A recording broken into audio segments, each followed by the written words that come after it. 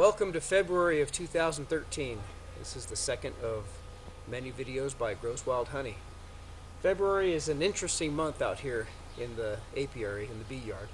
There are a lot of things that are going on. There are some interesting things. This is kind of a warmer day. You can see the bees out and about doing their cleansing flights. And behind the camera I've got my son Hans Groh. He's the mystery man behind the camera there. And Hans, if you'll bring up the camera here and kind of show some of the yellow spots in the snow, we'll kind of give an idea. Come on over here. Now the bees are out and they are leaving these. Here's one example. That right there is just fecal material from the bees. They're out and about and they're doing their cleansing flight. As you can see, this colony right here is pretty busy. I put a tarp around the top end of the colony to keep them kind of warm. And so they're out. And if there were flowers and pollen and those kinds of things, they would be out getting those right now. They don't have to hibernate during the winter. So all the little specks all over the hives, if you look on the landing boards, that's all the bee fecal material where they've dropped it off. Some of these hives don't have very much activity. What they'll do is they'll kind of go in cycles. This one right here is very busy, and the one over on the end is less so.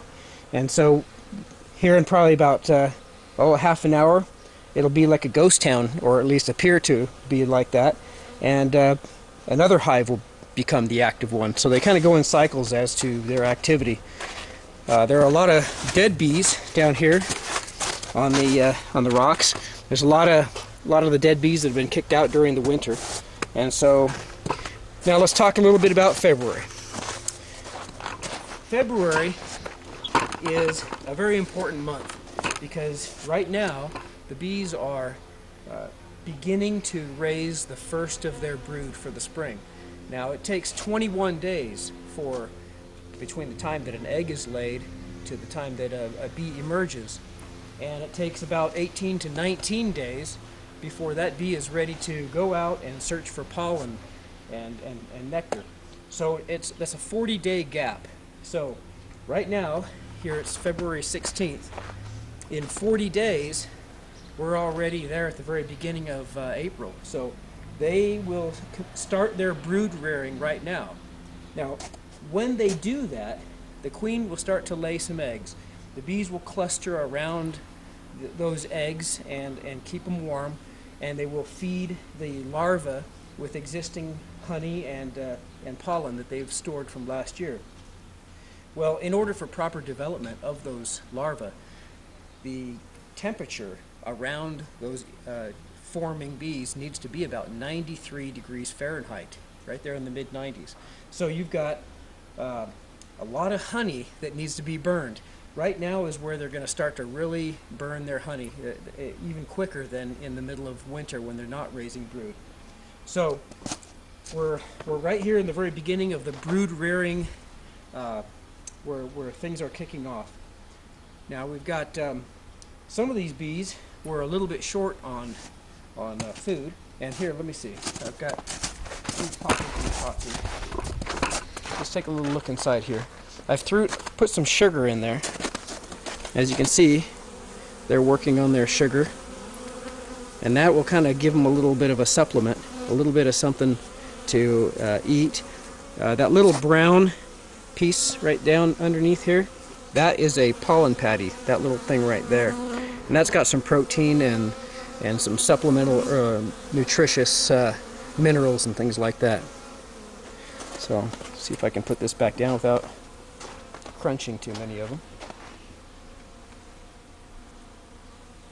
Now yesterday I was out here throwing on some sugar and made a few of them mad. It was kind of good that I threw on my little veil because they weren't very happy with me digging into their colony.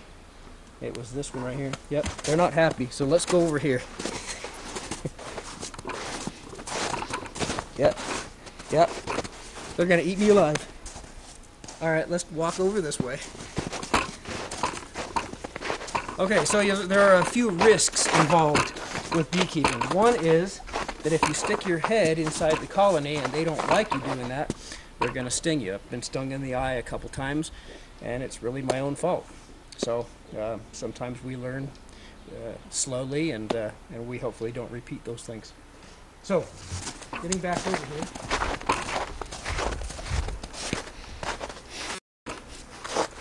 We're only a few weeks away now from the first pollen, and we'll begin to see the bees bringing in pollen on their hind legs. They have these little spiky hair-like structures on their hind legs, and they're called corbiculae, or corbiculi, and they will pack the pollen onto those, and they will bring them in. And pollen is their mineral and nutrient source. It's got fats and proteins and things like that that they need for the development of their larvae. So that's all starting off. This is February. It's a transition month. The days are getting longer. The snow is starting to melt, and as long as we keep some supplemental feed on these colonies, they should be okay. These colonies over here are some experimental ones. This one has died out, but these two are still alive.